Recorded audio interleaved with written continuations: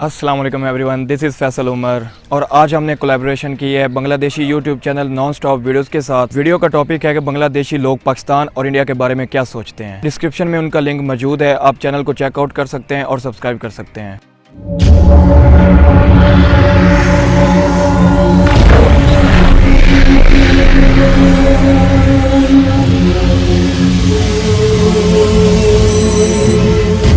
পাকিস্তানের ফুড এবং কালচার সম্পর্কে কোনো আইডিয়া আছে? আমার মনে হয় পাকিস্তানের ফুড আর বাংলাদেশের ফুড সেমই হওয়ার কথা।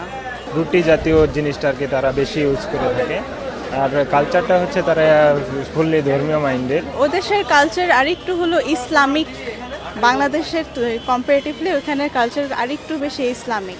পর্দা বেশি পরে হচ্ছে এটা ঠিক ঠিক আছে, ওরা পর্দাশীল। তারপরে ফুড হ্যাবিট সম্পর্কে নেই, ধারণা নেই। ওরা হিজাব পরে বের হয় না, ওই জিনিসটা খুবই ভালো লাগে।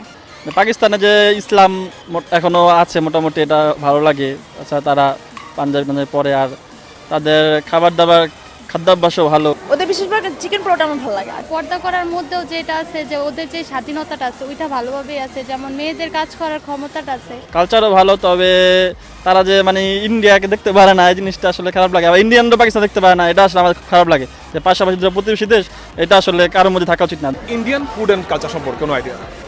ইন্ডিয়ান ফুড হচ্ছে তারা চিনিটা বেশি খায়, এটা খাবারে চিনির পরিমাণটা বেশি।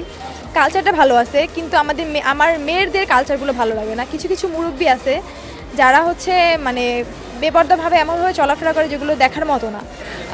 ইন্ডিয়ান কালচার সম্পর্কে তো আমরা মোটামুটি দেখি, তো আমরা জানি যে ওনাদের ধর্মতাত্ত্বিক বা সব কিছু মিলিয়ে। আর খাবার সম্পর্কে ইন্ডিয়ান খাবার খুবই টেস্টি, আমরা মাঝে মাঝে আমাদের বাংলাদেশে বিভিন্ন রেস্টুরেন্টে ট্রাই করি। ইন্ডিয়ার আসলে মহিলারা যে শাড়িটা পরে সেটা আমার খুব ভালো লাগে।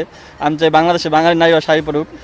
আর ইন্ডিয়ান খাবারও ভালো লাগে, তবে তারা একটু বেশি পরিমাণ খাইতে বসলে যেটা আসলে আমি ইন্ডিয়া গেছিলাম, তো আমার বেশি হয়ে যায় খাবারটা। ইন্ডিয়ার ফুড হলো রোড সাইড ফুডগুলো খুবই ভালো, তো ওগুলো খুবই সুস্বাদু হয়। আর ইন্ডিয়ার কালচার হ্যাঁ বাংলাদেশের মধ্যে কিছুটা আছে, বাট সুন্দর ওদের যে অনুষ্ঠানগুলো প্রোগ্রামগুলো সেগুলো খুবই সুন্দর। ইন্ডিয়ান ফুডটা আমি চেন্নাই গিয়েছিলাম রিসেন্টলি বলতে 1 বছর হয়েছে। তো আমি বলবো যে ওইখানে ফুডের ব্যাপারটা ওরা যদি আরও আপগ্রেড করে আর কি, যেহেতু অন্যান্য কান্ট্রি যারা তারা ওইখানে যে এই ফ্যাসিলিটিটা হয়তো বা খুব কম পায় ফুডের বিষয়টা নিয়ে। এতটুকু জানি ইন্ডিয়াতে বড়া পাও, তারপর দোসা, এই ফুডগুলো অনেক বেশি চলে। মাটন চিকেন, তারপরে পালং শাকের সাথে মাটন, তারপরে দোসা।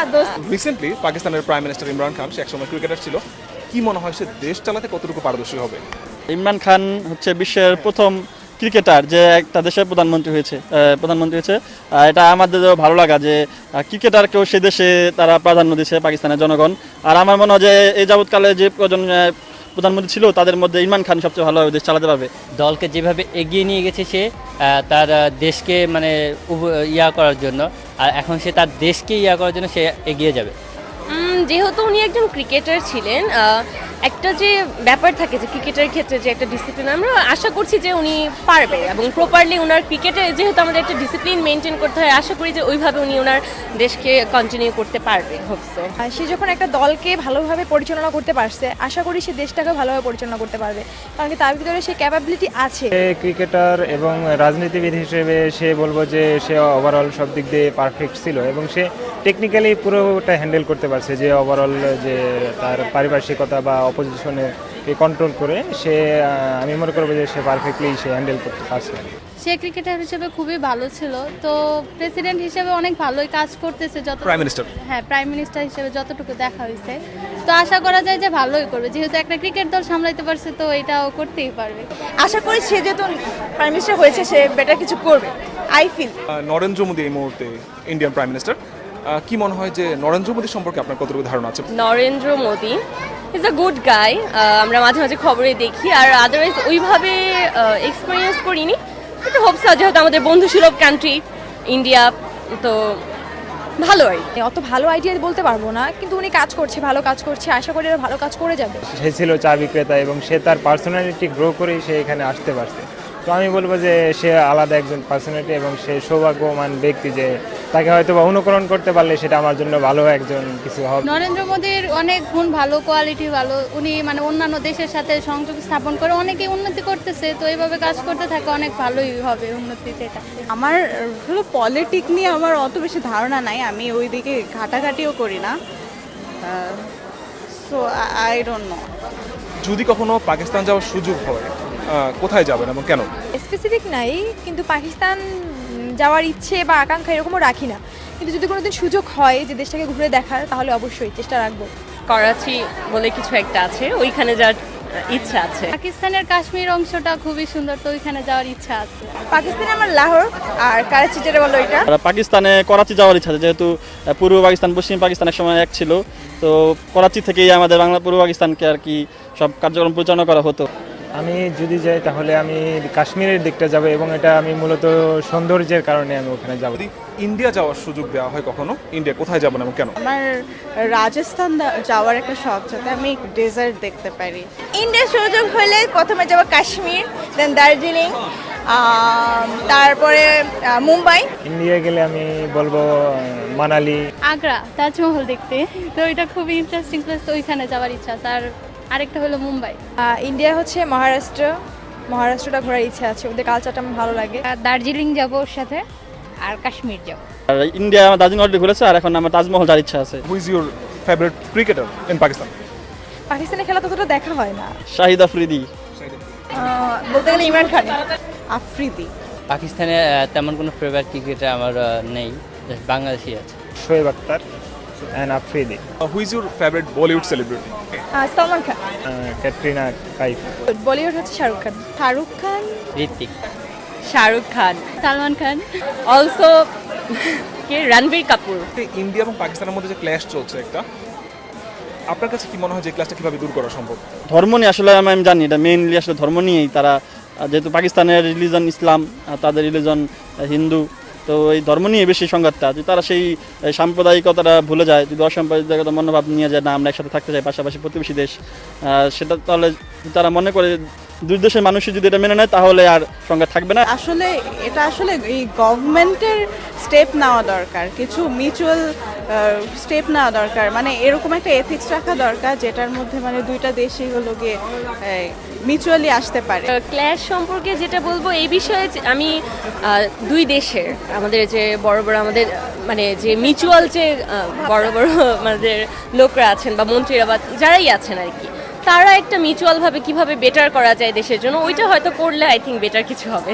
এটা কি কাশ্মীর নিয়ে? তো কাশ্মীর নিয়ে কাশ্মীর নিয়ে তো এটা আমি বলবো যে প্রায়োরিটির দিকটা দেখা গেছে সবাই চায় যে সবার ফ্যাসিলিটিটাই নিতে। এখন দেখা গেছে যে আর কি পূর্বে থেকে ছিল বা যার যোগ্যতা ওটা অর্জন করা সম্ভব, তো তাদের মাধ্যমে আর কি ওটা, যেমন আমাদের দেখা যাচ্ছে ছিটমহল নিয়ে যেরকম করা হয়েছে, তো তাদের মধ্যে ওই ভেরিয়েশনটা দূর করে দেখা গেছে যে এই যুদ্ধ বিগ্রহের কারণে তাদের পর্যটনের সব কিছুদের সমস্যা হয়। তো আমি চাবো যে ছিটমহল যেভাবে আমরা কন্ট্রোল করছি, সেটাই আমি চাবো যে ছিটমহলের মাধ্যমে ওইটাও যাতে কন্ট্রোল করে।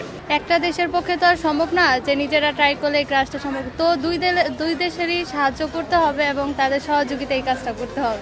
পরস্পরের সমঝোতা, তারপরে মানে অবশ্যই তো একটা কান্ট্রি মানে রিলিজন নিয়ে তো আসেই, তারা যদি ওইটাকে একটু বিদেশ থেকে দূর করে, তারা যদি বন্ধুত্বসুলভ আচরণ করে, এবং আমি মনে করি যে সাহায্য হাত বাড়িয়ে দিলেই যথেষ্ট।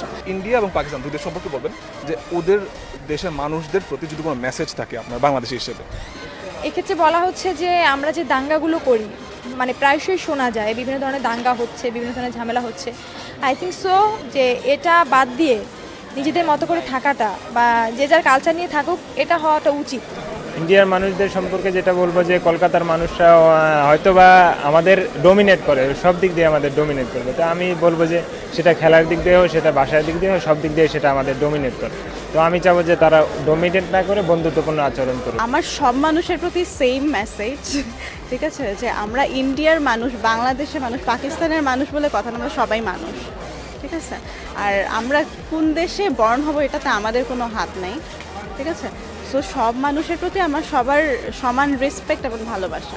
যেহেতু আমরা একদম পাশাপাশি কান্ট্রি, তো বিশ্বাস করি যে তারা আমাদের হেল্পফুল করবে, ফ্রেন্ডলি বিহেভ করবে এবং যতটুকু সম্ভব যে মানে একটু ফ্রেন্ডলি থাকার চেষ্টা, আর ব্যাকগ্রাউন্ড তো ব্যাকগ্রাউন্ড, তো ওইটা নিয়ে কিছু বলার দরকার নেই। আমি চাই যে প্রেজেন্টটা যেন ড্রিমফুলি হয়, মানে যেটা স্বপ্নের মতো আমরা চাই তো সেটা যেন পূরণ করতে পারি। যে তারা সেই সাম্প্রদায়িকতাটা ভুলে যায়, যদি অসাম্প্রদায়িকতা মনোভাব নিয়ে যায়, না আমরা একসাথে থাকতে চাই পাশাপাশি প্রতিবেশী দেশ, সেটা তাহলে তারা মনে করে দুই দেশের মানুষই যদি এটা মেনে নেয় তাহলে আর সংঘাত থাকবে না। এবং ওনাদের ওই দুই দেশের কারণে আমাদের এখানে পার্শ্ববর্তী দেশ আছে বাংলাদেশ, ভুটান, নেপাল, মায়ানমার, এইসব দেশগুলো উপকৃত হবে। ইন্ডিয়া পাকিস্তানের ক্ষেত্রে যেটা হয় যে আমরা খেলা বা যে সময় আমরা দেখি যে আমরা অনেক দেখা যাচ্ছে যে একটা কালচারাল হিসেবে বা ধর্মগতভাবে অনেকভাবে এমন কিছু কথা বলি যে অনেক হার্টফুল হয়ে যায়।